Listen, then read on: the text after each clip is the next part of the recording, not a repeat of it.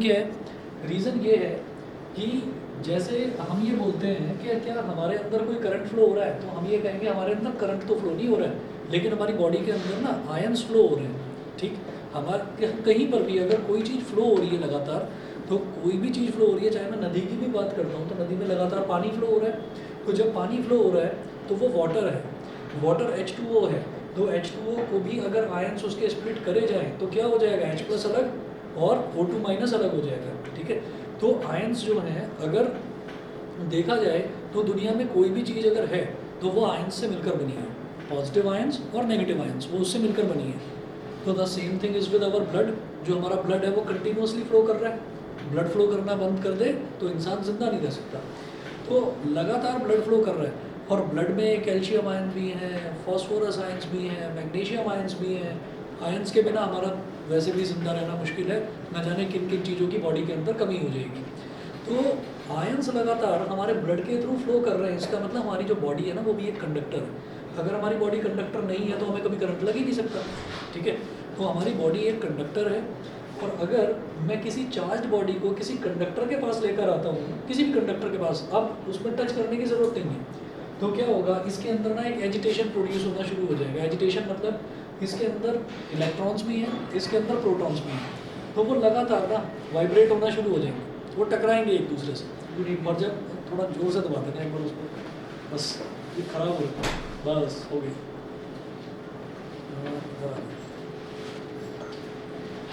तो वो जब लगातार टकराना शुरू होंगे तो फिर वो अपनी फाइनली चार्ज की जो प्रॉपर्टी है वो उस प्रॉपर्टी पर आएंगे कि similar charges repel each other and opposite charges attract each other. तो भाई जितने भी इलेक्ट्रॉन्स हैं वो सारे के सारे क्या करेंगे, ये पॉजिटिवली चार्ज ग्लास रॉड है, ये इस ग्लास रॉड की तरफ अट्रैक्ट हो जाएंगे, ये इस तरफ आ जाएंगे। ठीक है, और जितने भी पॉजिटिवली चार्ज जो दूसरे आयंस हैं, यानी कि मैं बोल दूँ उनको प्रोटॉन्स बोल दूँ, तो वो सारे के सारे इधर आ जाएंगे। अब आप ये कहेंगे कि जब यहाँ पर एक्सेस ऑफ इलेक्ट्रॉन्स लिखा है तो यहाँ डेफिशिएंसी ऑफ इलेक्ट्रॉन्स क्यों लिखा है? उसका रीज़न ये है कि कभी भी अगर कोई चीज़ फ्लो करती है तो इलेक्ट्रॉन्स फ्लो करते हैं, प्रोटॉन्स तो चुपचाप न्यूक्लियस के अंदर बैठे रहते हैं। ठीक है, आप ये देखो कि अगर मैं ये बोलता हूँ कि मेरे पास एक एलिमेंट है मैग्नीशियम, तो मैग्नीशियम का एटॉमिक नंबर होता है 12, तो इस हिसाब से अगर इलेक्ट्रॉनिक कन्फिग्रेशन करा जाए तो 282 है। तो ये क्या करता है, ये 2 इलेक्ट्रॉन्स डोनेट करता है, प्रोटॉन नहीं करता, ये इलेक्ट्रॉन्स डोनेट करता है। तो 12 का मतलब क्या है कि उसके अंदर नंबर ऑफ प्रोटॉन्स कितने हैं, 12। एटॉमिक नंबर का मतलब होता है number of protons. Generally protons जो हैं वो इलेक्ट्रॉन्स के इक्वल होते हैं, तो इलेक्ट्रॉन्स जो हैं वो भी 12 हैं, लेकिन आपने 2 इलेक्ट्रॉन डोनेट कर दिए, तो क्या हो गया, आपके पास अब इलेक्ट्रॉन कितने रह गए, इलेक्ट्रॉन रह गए 10। तो इसका मतलब प्रोटॉन अब इलेक्ट्रॉन से कितने ज़्यादा हो गए, 2 ज़्यादा हो गए। जब 2 ज़्यादा हो गए, इसीलिए मैं ये कहता हूँ कि मैग्नीशियम का चार्ज क्या है, 2+। इसीलिए ये कहते हैं कि मैग्नीशियम का चार्ज 2+ है।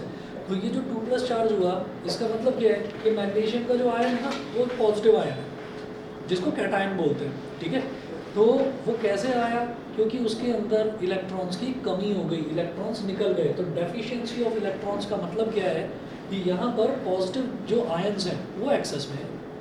ये समझ में आ गया, प्रोटॉन्स नहीं कहेंगे इनको, यहाँ डेफिशिएंसी ऑफ इलेक्ट्रॉन्स कहेंगे कि यहाँ इलेक्ट्रॉन्स की कमी है, क्योंकि अगर इलेक्ट्रॉन्स यहाँ ज़्यादा होते तो फिर वो इसकी तरफ अट्रैक्ट हो जाते। तो जितने भी इलेक्ट्रॉन्स थे वो सारे के सारे कहाँ हो गए, इस पॉजिटिव चार्ज की तरफ अट्रैक्ट हो गए।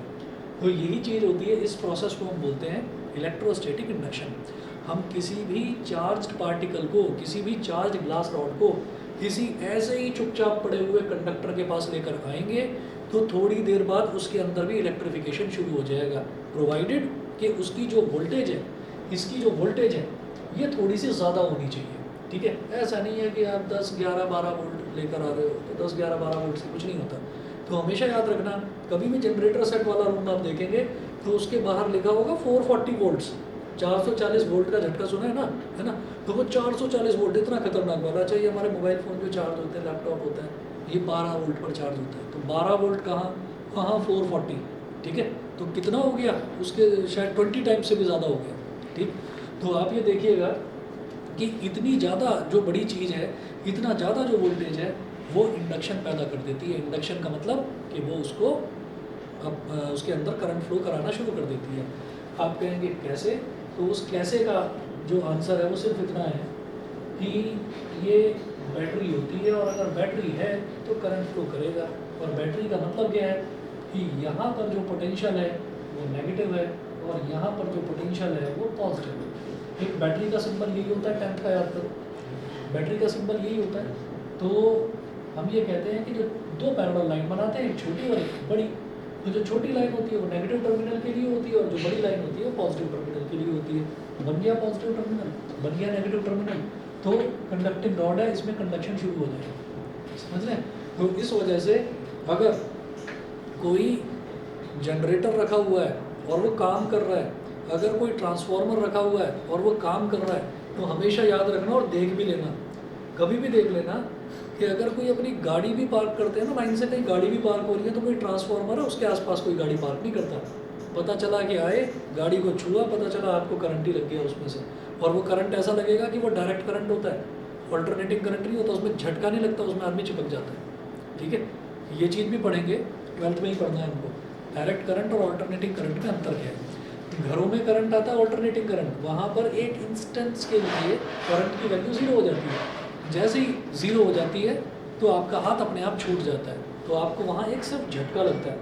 और डायरेक्ट करंट में झटका नहीं लगता, डायरेक्ट करंट में सीधा आदमी उठ जाता है। ठीक है, तो वो चीज़ जो है वो थोड़ी खतरनाक है। तो इसी वजह से कई बार लापरवाहियाँ हो जाती हैं कि कोई भागता हुआ आ गया, कोई जानवर आ गया, तो इस वजह से हमेशा जो एक सेफ डिस्टेंस है, ट्रांसफार्मर बीच में रखा होगा और आप देखना कि जाली की पूरी कवरिंग होती है, इधर भी और उधर भी और उधर भी, मतलब पूरा एक स्क्वायर शेप वो बना रहता है। ठीक है, और देखने में लगे कि वो जाली इंसुलेटेड होती है, वो जाली इंसुलेटेड होती है, क्योंकि कईयों को आदत होती है ना, उसी पर टेक लगा कर खड़े हैं, बात कर रहे हैं, किसी से फ़ोन ले गए वहीं पास में, ये भूल जाते हैं कि इसमें से भी इलेक्ट्रोमैग्नेटिक रेडिएशंस निकल रही हैं, है ना, बुलावा आ सकता है एकदम। तो इस चीज़ का आप लोग ध्यान रखना। इसी को कहते हैं इलेक्ट्रिक फील्ड। ये कोई भी हाई वोल्टेज वाला सोर्स है वो अपने आसपास क्या करेगा, एक फील्ड तैयार कर देगा, इलेक्ट्रिक फील्ड। हवा में भी करंट आ जाता है, समझ रहे हैं? उस प्रोसेस को बोलते हैं, अभी जो एक बीमारी आई थी लास्ट ईयर भी 2 साल से चल रही है, कोरोना। ठीक है, तो कोरोना डिस्चार्ज, वो भी हमारा इन्हीं चैप्टर्स में। कोरोना डिस्चार्ज का मतलब क्या है कि जब हवा में करंट फ्लो करने लगता है, जब हवा में करंट फ्लो करने लगता है तो वहीं से ये जो कोरोना जो वायरस है, इसका नाम, बिकॉज ये वायरस किस में था, हवा में था, तो इसीलिए इसका नाम कोरोना वायरस था। समझ रहे हैं? तो कोरोना जो है वो कोरोना रिलेटेड ही इस चीज़ से है, anything which can flow in air. तो जो करंट है, करंट हवा में भी फ्लो करता है, ये हमको पढ़ना है इस साल और हमारे सिलेबस में है। ठीक है, चलिए जी, तो ये हो गया इलेक्ट्रोस्टैटिक इंडक्शन। इलेक्ट्रोस्टैटिक इंडक्शन से हमको एक चीज़ पता चलती है कि हमको किसी चीज़ से, किसी कंडक्टिंग मटेरियल को किसी भी करंट फ्लोइंग वायर से टच करने की या कनेक्ट करने की भी ज़रूरत नहीं होती। अगर वोल्टेज बहुत ज़्यादा है, ठीक है, तो बिना टच करे भी करंट जो है वो आपका फ्लो कर सकता है दूसरी चीज़ में। वायरलेस चार्जर्स का कॉन्सेप्ट यही है। दोनों चीज़ें कंडक्टिव होनी चाहिए, इंसुलेटिंग का तो मतलब ही नहीं है। चलिए जी, नेक्स्ट टॉपिक आप नोट करेंगे, basic properties of electric charge.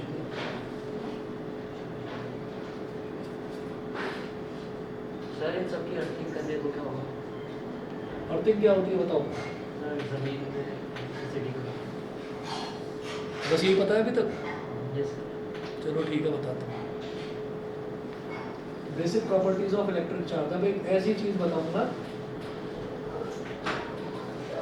जो हमेशा आपको याद रखनी होगी, basic properties of electric charge.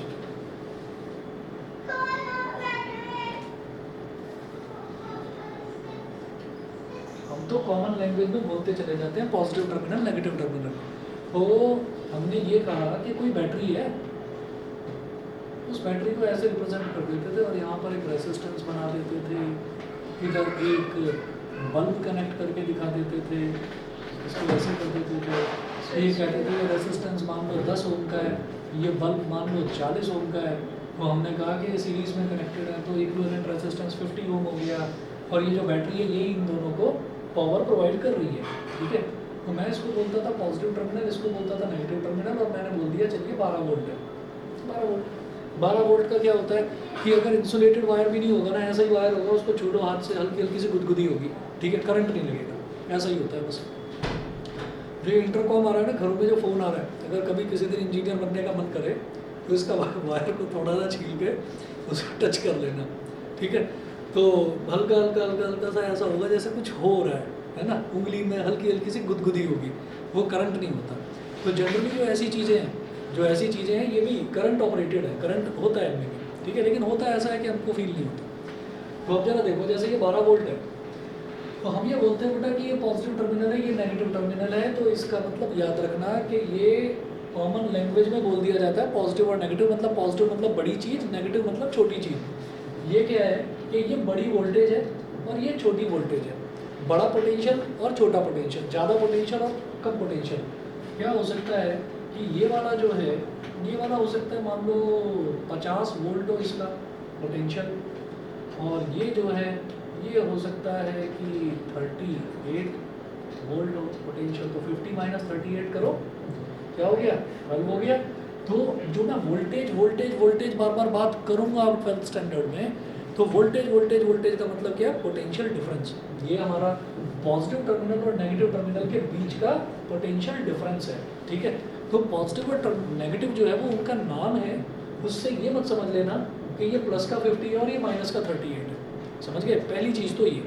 अब बात करते हैं अर्थ की, कि उसको ग्राउंड कर दिया जाए, उसको अर्थ कर दिया जाए। तो ग्राउंड करने का मतलब क्या होता है, ऐसा नहीं है कि उसको ज़मीन पे आपने टच कर दिया। ग्राउंड का मतलब क्या है कि आपने उसका जो लोअर वाला पोटेंशियल है उसको ज़ीरो कर दिया, उसको आपने 0 वोल्ट पर सेट कर दिया। भाई मेरी मर्जी, मुझे 12 वोल्ट की बैटरी बनानी है, तो मैंने कहा कि यार एक काम करो, यहाँ पर लगा दो 0 वोल्ट, तो मेरी टेंशन कम हो गई ना। एक जब मुझे पोटेंशियल डिफरेंस ही लेना है तो मैं 0 वोल्ट लगाऊंगा ना यहाँ पर, मैं पता चला इधर भी पोटेंशियल प्रोवाइड करा रहा हूँ, इधर भी पोटेंशियल प्रोवाइड करा रहा हूँ, तो बैटरी बनाने में मेरा खर्चा ज़्यादा आएगा। तो ज़्यादातर बैटरी मैन्युफैक्चरिंग कंपनीज क्या करती हैं, वो इसको 0 रख देती हैं, इसको 0 रख देती हैं। तो उनका क्या हुआ कि नेगेटिव टर्मिनल बनाने का खर्चा क्या हो गया, 0 ही हो गया, ठीक है।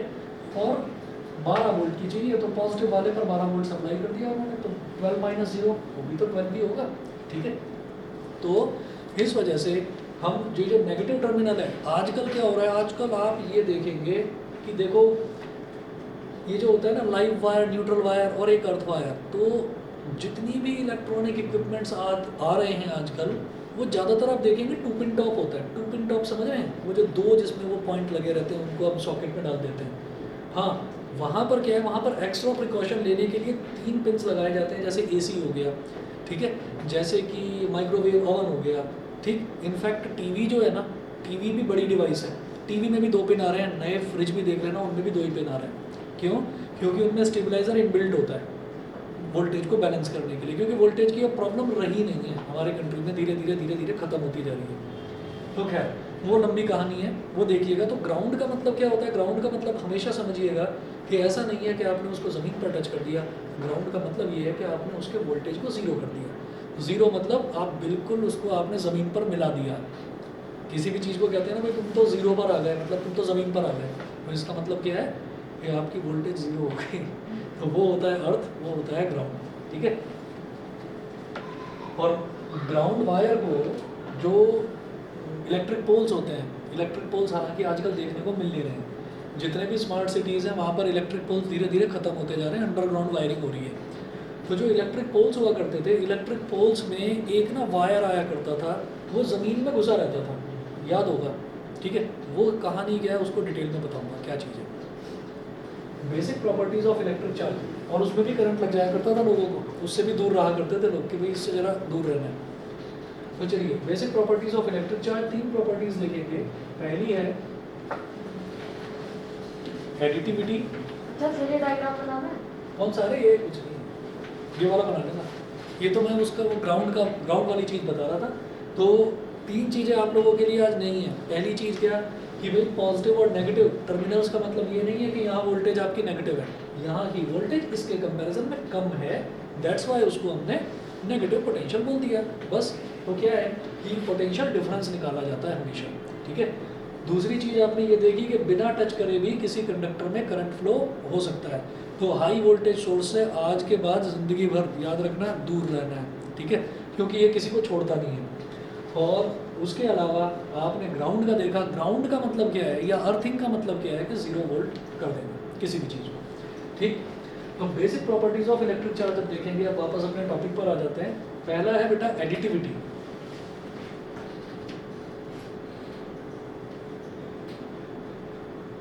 Additivity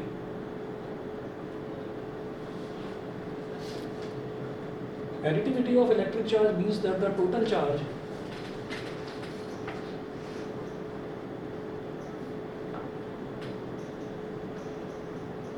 additivity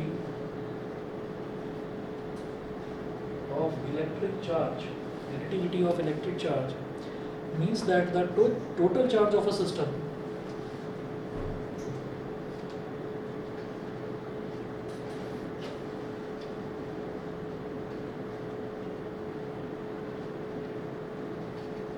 means that the total charge of a system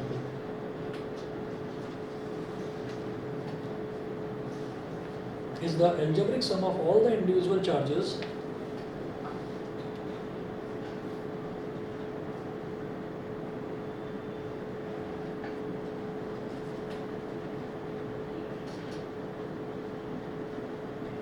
is the algebraic sum of all the individual charges, all the individual charges located at different points, located at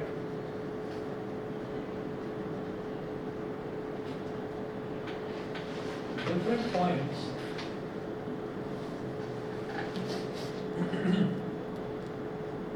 inside the system.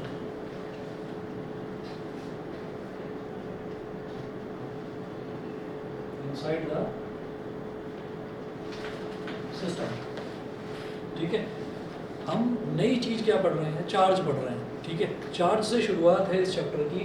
तो charge की क्या क्या properties होती हैं? पहली property additivity है। अगर मैं ये कहूँ कि किसी एक सिस्टम में बहुत सारे चार्जेस हैं, ठीक है, तो वो जो बहुत सारे चार्जेस हैं वो बहुत सारे चार्जेस का अगर टोटल सम करा जाए तो पूरे सिस्टम के चार्ज के बराबर आ जाता है। मतलब नॉर्मली हम ये कहें कि अगर एक बास्केट है, उस बास्केट में हमारे पास अलग अलग कलर के ब्लॉक्स रखे हुए हैं। ब्लू कलर के 10 ब्लॉक रखे हैं, रेड कलर के 10 ब्लॉक रखे हैं और वाइट कलर के 10 ब्लॉक रखे हुए हैं। तो हमसे ये कहा जाए कि टोटल नंबर ऑफ ब्लॉक्स बताओ, तो आप क्या करोगे? उनकी क्वांटिटी सीधे सीधे ऐड कर दोगे। इसी तरीके से जो चार्जेस हैं, अगर किसी एक इलेक्ट्रिक डिवाइस के अंदर बहुत सारे चार्जेस हैं तो उन सारे चार्जेस को नॉर्मली जैसे नंबर्स को ऐड करते हैं वैसे ही ऐड कर दिया जाता है। तो नोट करिएगा, इफ अ सिस्टम कंटेन्स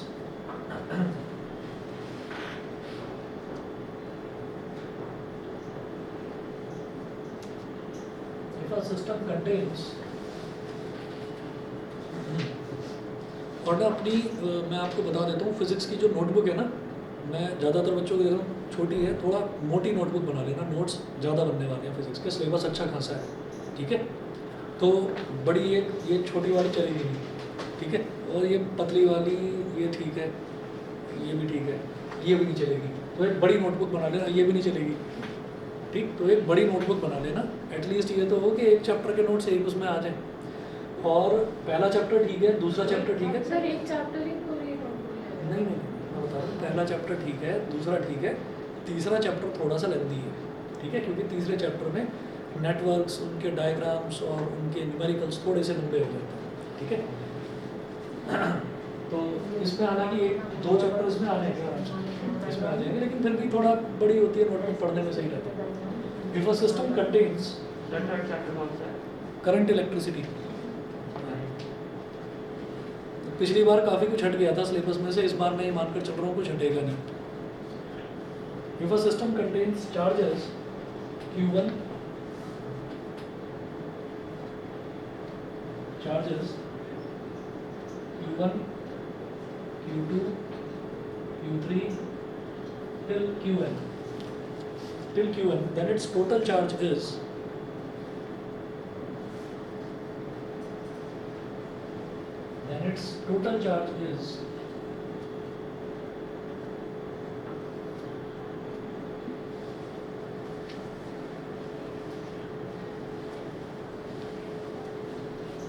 अच्छा, एक आपने न्यूज़ भी देखी होगी, आज के पेपर में भी आई है, कल के पेपर में भी आई है। तो वो जो न्यूज़ है वो सेंट्रल यूनिवर्सिटीज़ से रिलेटेड है। अब 12th के बाद जैसे आप लोग जाएंगे ना आगे, अपना जिस भी फील्ड में आप जाना चाहेंगे, ग्रेजुएशन करना चाहेंगे, तो न्यूज़ ये आई है कि सेंट्रल यूनिवर्सिटीज़ में 12th के नंबरों की कोई वेटेज ही नहीं है, बस पास होना ज़रूरी है। लेकिन सेंट्रल यूनिवर्सिटी के लिए है वो, जो स्टेट यूनिवर्सिटीज़ हैं उनके लिए अभी कुछ आया नहीं है ऐसा। सेंट्रल यूनिवर्सिटी जैसे दिल्ली यूनिवर्सिटी हो गई, ठीक है, तो दिल्ली यूनिवर्सिटी अपना जो है अलग से टेस्ट करवाएगी, ये आज के पेपर में आया है। उनका एंट्रेंस टेस्ट होगा अलग से, मतलब वही कहानी जो आज से 10-15 साल पहले चला करती थी। अभी इन्होंने क्या करा था कि अभी इन्होंने ना जैसे इंजीनियरिंग का करा है, तो इंजीनियरिंग का तो एक कॉमन टेस्ट है जेई, ठीक है, और जो आपका मेडिकल है उसका एक कॉमन है नीट है। तो पहले ना 10 नहीं शायद 20 साल पहले, हाँ, जब मैं पढ़ा करता था, तो तब मेडिकल के ना इतने सारे फॉर्म्स निकलते थे कि सीबीएसई का अलग निकल रहा है, सीपीएमटी का, सीबीएसई जो हमारा ये है ना, सीबीएसई जो आप पढ़ रहे हैं, तो सीबीएसई के मेडिकल कॉलेजेस भी थे। सीबीएसई के मतलब सीबीएसई एक टेस्ट कंडक्ट करवाता था। सीबीएसई एक होता था combined pre medical test, CPMT, उसका पेपर हर बार लीक होता था। तो एक वो होता था सीपीएमटी, तो सीपीएमटी की कोई वैल्यू नहीं होती थी ज़्यादा। और एक होता था एएफएमसी, ये armed force medical college, army वालों का अलग होता था। और एक होता था एआई ट्रिपल ई इंजीनियरिंग के लिए होता था। तो मुझे कुछ पता नहीं, ऐसा लग रहा है कि अभी ना फिर से वही वाली कहानी शुरू हो रही है कि सबके अलग अलग एंट्रेंस टेस्ट हुआ करेंगे। तो ये याद रखना कि सेंट्रल यूनिवर्सिटीज़ के लिए तो टेस्ट होगा, लेकिन जो स्टेट यूनिवर्सिटीज़ हैं, स्टेट यूनिवर्सिटीज़ में 12th की परसेंटेज की वेटेज होगी, ठीक है। अभी तक ऐसा ही है, आगे कुछ रूल आ जाए नया तो कहा नहीं जा सकता।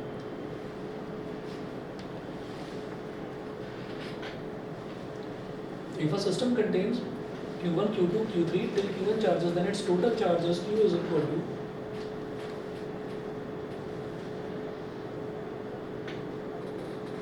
Q1 plus Q2 plus Q3 plus Qn। लेकिन जो जेई की तैयारी कर रहे हैं ना, उनके लिए बहुत अच्छी खबर है वैसे। कई बार क्या होता है ना कि मेंस एडवांस सब निकल जाते हैं और 12th की परसेंटेज थोड़ी सी कम रह जाती है, तो उन लोगों के लिए बहुत अच्छा है। क्योंकि जे जो आईआईटी है ये सेंट्रल यूनिवर्सिटी है, दिल्ली से गवर्न होती है, ये स्टेट यूनिवर्सिटी नहीं है। उसके बाद सेकंड प्रॉपर्टी लिखेंगे क्वांटाइजेशन। पहली थी एडिटिविटी, सेकंड लिखेंगे quantization.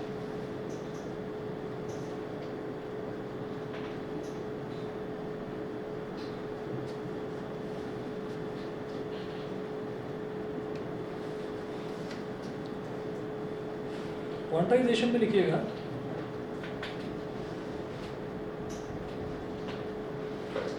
the experimental fact that electric charges occur in discrete amounts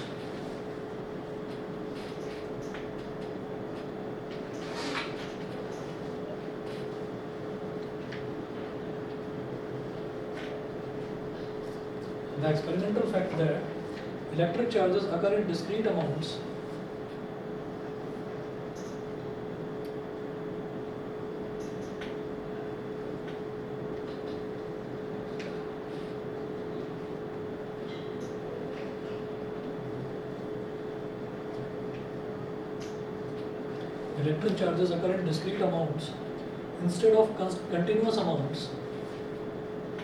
Instead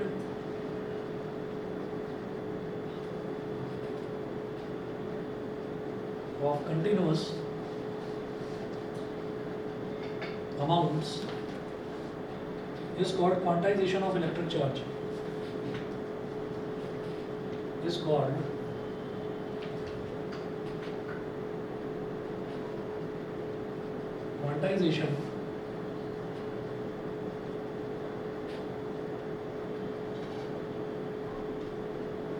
quantization of electric charge. Next line से लिखें, the quantization of electric charge means that the total charge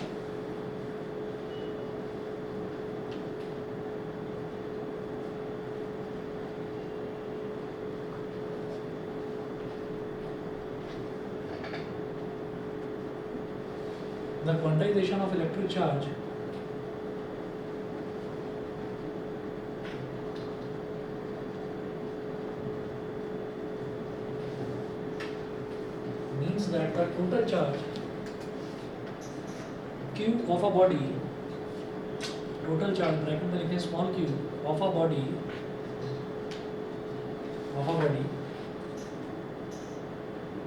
is always an integral multiple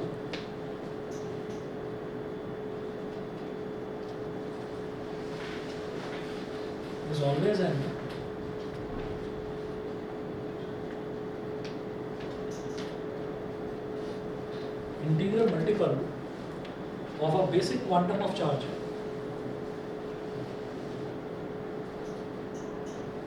Of a basic quantum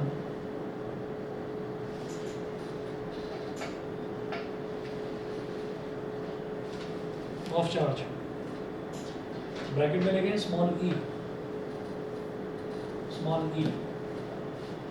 q is equal to small q is equal to ne, where n is equal to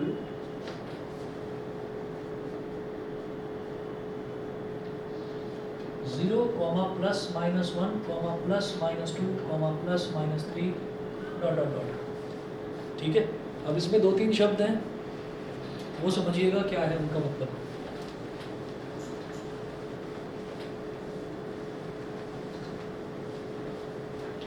plus minus और मुझे सब पता है.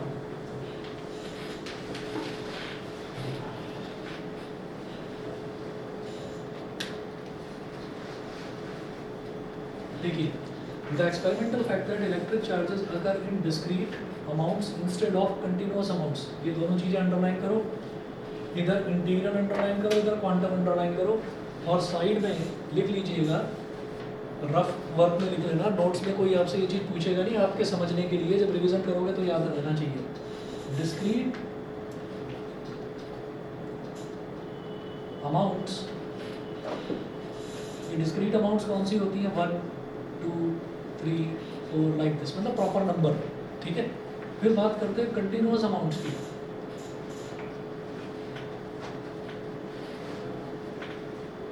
Continuous amounts ये ऐसी हो गई 1, 1.1, 1.2, 1.3, ये हो गई कंटिन्यूअस अमाउंट्स. उसके बाद बात कर रहे हैं इंटीग्रल मल्टीपल की. इंटीग्रल मल्टीपल का मतलब क्या होगा कि इसका मतलब होगा कि n की वैल्यू +-1, +-2, +-3. तो इंटीग्रल का मतलब हो गया इंटीजर से रिलेटेड. ये इंटीजर ही होगा, कुछ भी रियल नंबर नहीं आ सकता यहाँ पर. ठीक है, और उसके बाद क्वांटम का मतलब होता है बेटा पैकेट्स.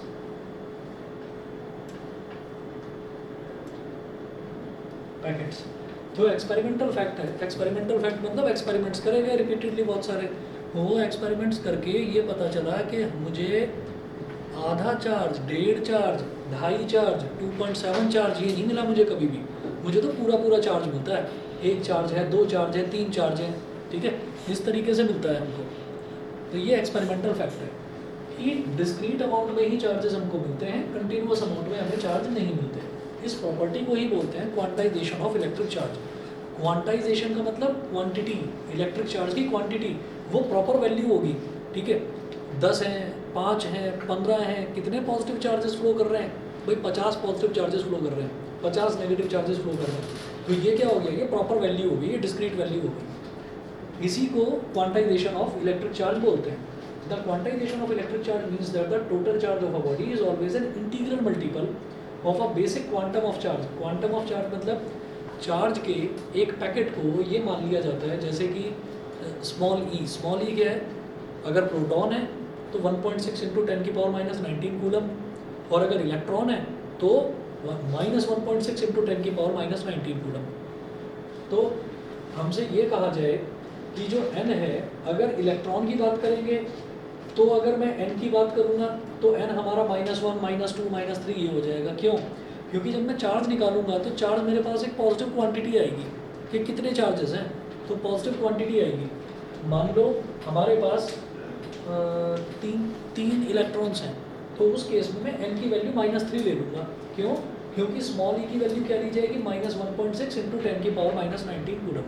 तो कुल मिलाकर ये है कि अगर आपसे पूछा जाए कि 3 इलेक्ट्रॉन का टोटल चार्ज बताओ तो 3 इंटू ई कर देना है, ठीक है। 3 प्रोटॉन्स का टोटल चार्ज बताओ तो 3 इंटू ई कर देना है। और ये जो बेसिक क्वांटम जो बोल रहे हैं इसको, क्योंकि इलेक्ट्रॉन से छोटी भी कोई चीज़ होती है क्या दुनिया में, बताओ। पहले तो ये होता क्या, न्यूक्लियस तो इलेक्ट्रॉन से बड़ा है ना बेटा। न्यूक्लियस के अंदर तो प्रोटॉन्स भी भरे हुए हैं बहुत सारे, और न्यूट्रॉन्स भी भरे हुए हैं, तो वो तो बड़ा हो गया और हैवी भी हो गया। तो हम ये कहते हैं कि ये कहा जाता था कि एटम सबसे छोटा है, लेकिन सब एटॉमिक पार्टिकल्स क्या क्या हैं, प्रोटॉन्स, न्यूट्रॉन्स और इलेक्ट्रॉन्स। इसमें प्रोटॉन्स और न्यूट्रॉन्स टुगेदर है, जिनको बाहर निकाला नहीं जा सकता। तो एक तरह से ये देखा जाता है कि भाई इलेक्ट्रॉन ही है जो सबसे छोटा बेसिक पैकेट है चार्ज का, ठीक है। तो किसी भी चीज़ को स्टडी करने के लिए जब चार्ज की वैल्यू निकाली जाएगी तो हमको ये बता दिया जाएगा कि कितने इलेक्ट्रॉन्स हैं। भाई 500 इलेक्ट्रॉन्स हैं तो उसको ई से मल्टीप्लाई कर दो, टोटल चार्ज आ जाएगा सिस्टम में। ये क्वांटाइजेशन। हाँ, ये सीधी बात ये है कि अगर इलेक्ट्रॉन्स हैं तो इलेक्ट्रॉन्स आपको होगा, उसका इलेक्ट्रॉन की चार्ज की वैल्यू होगी -1.6 इंटू 10 की पावर -90, तो एन की वैल्यू फिर -50 ले लेगा। मतलब कुल मिलाकर ये क्यों आपका पॉजिटिव आएगा, बस ये चीज़ है, समझ गए। ये कहलाता है क्वांटाइजेशन ऑफ चार्ज। उसके बाद थर्ड प्रॉपर्टी है कंजर्वेशन। कंजर्वेशन क्या है प्रॉपर्टी, वो नोट करें। सर तुम नेगेटिव भी लेना है तो पॉजिटिव साइन पॉजिटिव। क्योंकि क्या है ना कि जब इलेक्ट्रॉन है तो इलेक्ट्रॉन का चार्ज अगर नेगेटिव हो जाएगा तो मेरे को एन भी तो नेगेटिव लेना पड़ेगा ना, ताकि negative multiplied by negative positive बन जाए। इसलिए ये करा जाता है। आप सीधा सीधा याद रखो, हमें ये नेगेटिव नेगेटिव करके नहीं दिखाना बार बार, हम तो सीधा एन इंटू ई करेंगे, हम सीधा एन इंटू ई करेंगे, ठीक है। चलिए थर्ड आप आइए, कंजर्वेशन।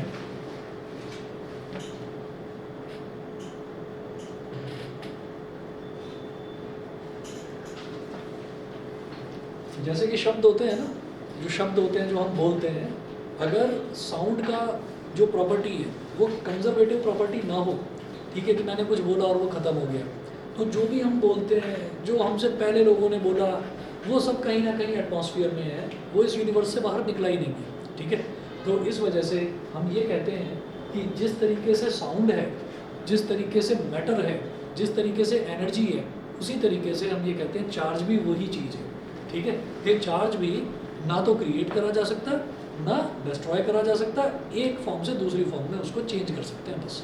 एनर्जी का भी यही होता है ना, पोटेंशियल एनर्जी भरी हुई है बॉडी के अंदर, भाई मैंने खाना वाना खा लिया, मैं एकदम बिल्कुल एनर्जेटिक फील कर रहा हूँ, अब तो मैं भागूंगा दौड़ूंगा सारे काम करूँगा, मैंने सारा काम करना शुरू करा। अब फिर उसके बाद क्या हुआ, हमारी जो पोटेंशियल एनर्जी है वो काइनेटिक एनर्जी में कन्वर्ट हो गई, हम फाइनली थक गए, बैठ गए, एनर्जी खत्म हो गई। भाई खत्म नहीं हुई, वो जो तुम सारा काम करके आए हो ना, वो सारी तुम्हारी एनर्जी ही थी। तो जितनी भी तुम्हारी एनर्जी थी वो तुमने दौड़ दौड़ कर अपना वर्क डन में कन्वर्ट कर दी, समझ गए। तो हम ये कहते हैं कि एनर्जी कभी ख़त्म नहीं होती, वो एक फॉर्म से दूसरे फॉर्म में सिर्फ ट्रांसफॉर्म होती है, कुछ ऐसा ही चार्ज के साथ है। तो थर्ड प्रॉपर्टी जो कंजर्वेशन है वो यही है।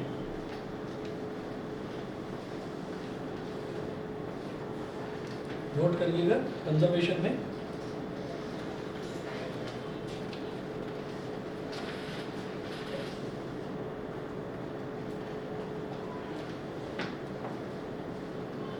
the law of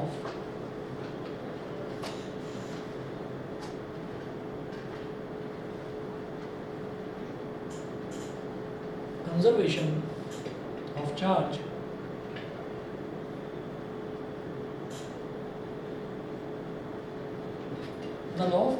of charge states that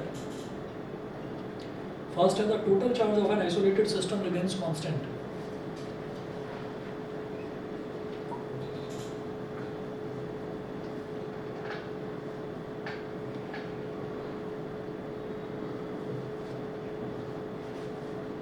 The total charge of an isolated system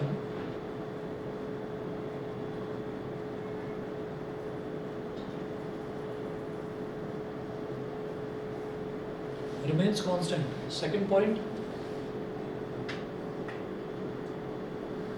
the total charge of an isolated system remains constant. Second, the electric charges can neither be created nor destroyed.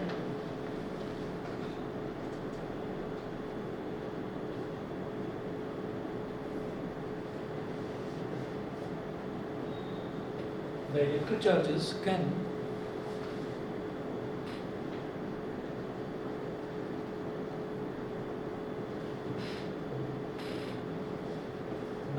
created nor destroyed,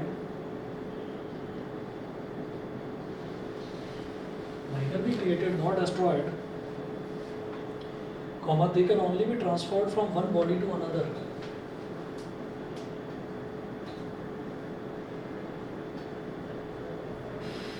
They can only be transferred from one body to another. Isolated system का मतलब क्या हो गया? Isolated system वही है home isolation जो corona में करते थे ना, कि ना हमें बाहर वालों से कोई मतलब, ना बाहर वालों को हमसे कोई मतलब, हम तो अंदर बैठ गए बस। तो इसका मतलब क्या है? The total charge of an isolated system. System क्या है? हम चार्जेस के सिस्टम की बात करते हैं तो कोई भी इलेक्ट्रॉनिक डिवाइस है उसके अंदर चार्जेस तो होंगे ही होंगे, ठीक है। तो अगर कोई इलेक्ट्रॉनिक डिवाइस है वो पूरी तरीके से आइसोलेटेड है, उसमें से चार्जेस फ्लो करके बाहर नहीं निकलेंगे, ठीक है। तो पूरी तरीके से क्लोज्ड है, बंद है। The total charge of an isolated system remains constant. तो अंदर के चार्जेस अंदर ही रहेंगे, बाहर नहीं निकलेंगे। पहला लॉ ये। दूसरा है इलेक्ट्रिक चार्ज को ना तो क्रिएट करा जा सकता ना डिस्ट्रॉय करा जा सकता, एक बॉडी से दूसरी बॉडी में ट्रांसफर करा जा सकता है, ठीक है। ये आपका हो गया कंजर्वेशन वाली प्रॉपर्टी हुई। उसके बाद नेक्स्ट आप नोट करेंगे Coulomb's law of electric force. Coulomb's law of electric force.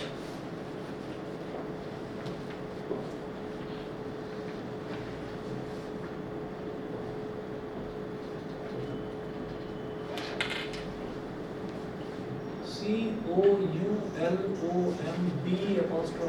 Coulomb's law of electric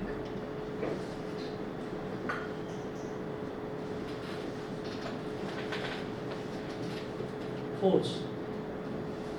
note करिएगा, this law states that the force of attraction or repulsion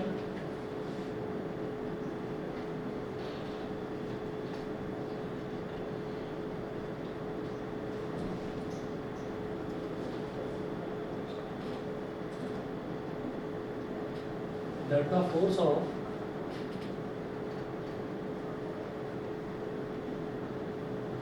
attraction or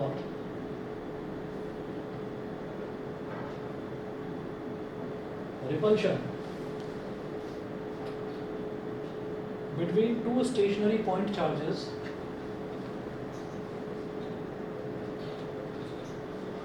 between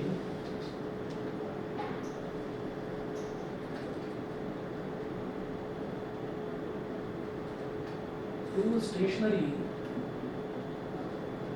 point charges between two stationary point charges is first part लिखें, directly proportional to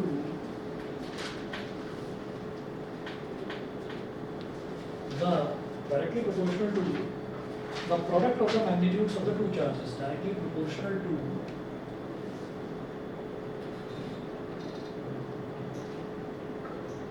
the product of the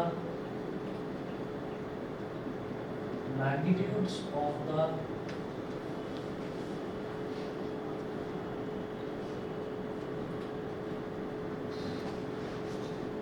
two-point charges।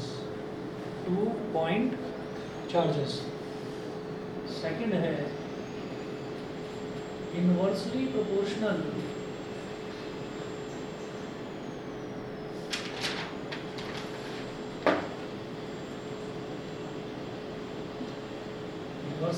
to the square of distance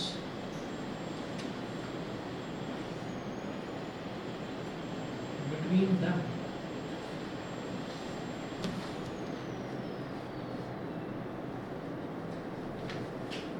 कुछ जाना पहचाना सा लग रहा है क्या? No, अभी जान पहचान करवाता हूँ इससे।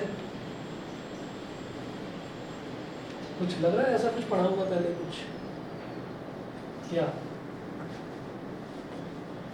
यहाँ लिखा हुआ है Coulomb's law of electric force. अब इसमें लिखा है this law states that the force of attraction और रिपल्शन, फोर्स ऑफ अट्रैक्शन और रिपल्शन,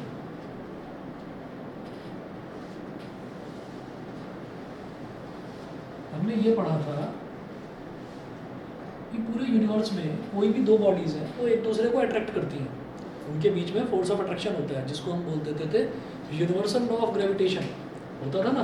तो वो क्या होता था कि force of attraction is directly proportional to the product of masses and inversely proportional to the square of distance between them. बस masses की जगह यहाँ चार्जेस आ गए, बिल्कुल सेम वही लॉ है, ठीक है। यहाँ पर क्या है कि this law states that the force of attraction और रिपल्शन, यहाँ पर क्या है चार्जेस के बीच में रिपल्शन भी हो जाएगा, सिमिलर चार्जेस के बीच रिपल्शन भी हो जाएगा, is directly proportional to the product of the magnitudes of the 2 point charges, ठीक, and inversely proportional to the square of distance between them. एक लाइन और लिख लीजिए, क्योंकि फोर्स है तो फोर्स की कुछ डायरेक्शन भी होगी, तो लिखिए this force acts along the line joining the 2 charges। देखिए उसी फॉर्म में कंटिन्यू होगा। हाँ हाँ, इसी लाइन के आगे यहाँ नोट करिएगा, this force acts along the line joining the 2 charges।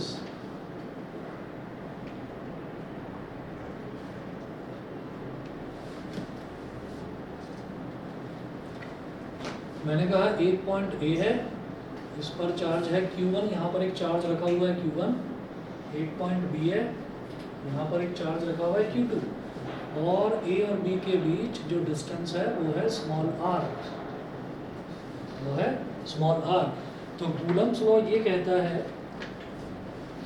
F is directly proportional to Q1 Q2 and F is inversely proportional to the square of the distance between them। Combining both these factors,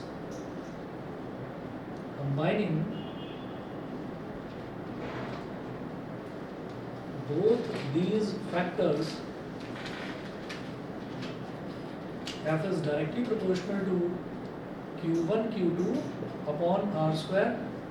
और फिर करते आ रहे हैं हम तो बचपन से कि अगर प्रोपोर्शनैलिटी साइन कहीं पर है उसको हटाकर इक्वालिटी साइन लगाना है तो एक प्रोपोर्शनैलिटी कांस्टेंट आ जाएगा यहाँ पर। तो नोट करें F is equal to K into Q1 Q2 upon r square, ये कूलम्स लॉ होता है, ठीक है। इसको बोल दीजिएगा इक्वेशन नंबर 1।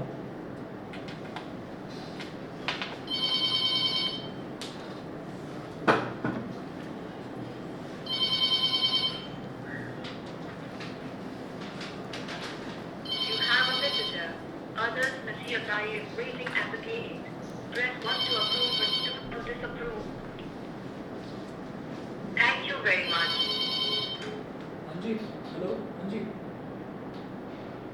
बात भेज दो इनको।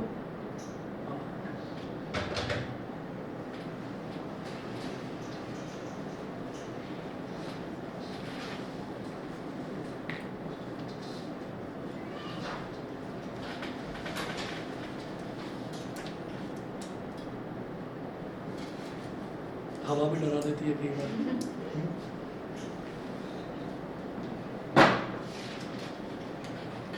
तो F is equal to K Q1 Q2 upon R square। Note करें where K is a constant of proportionality, where K is a constant of proportionality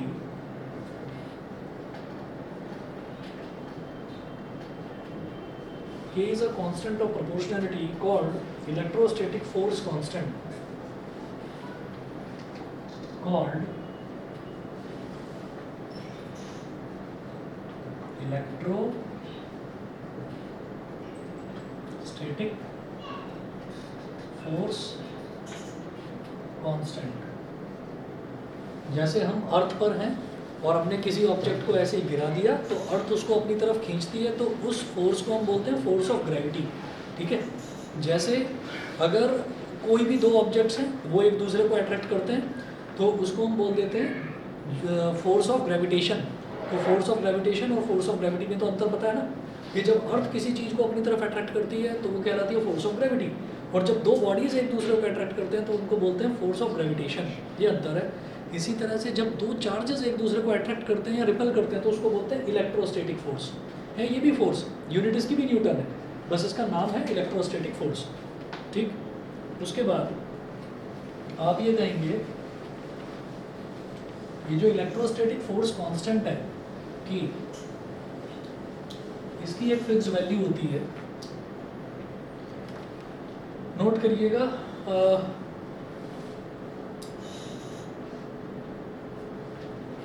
where k is equal to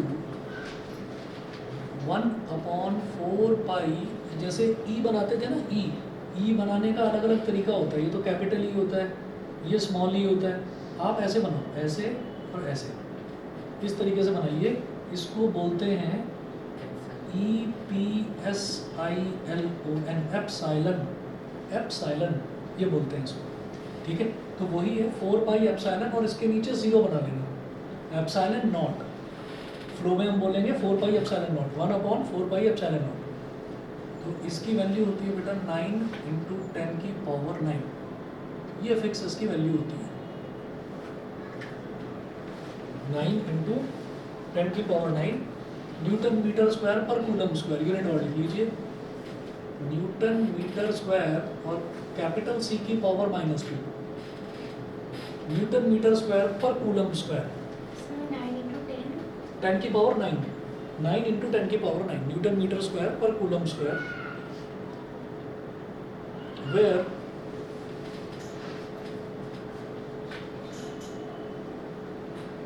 epsilon naught is called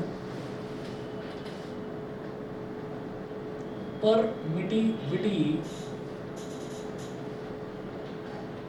of free space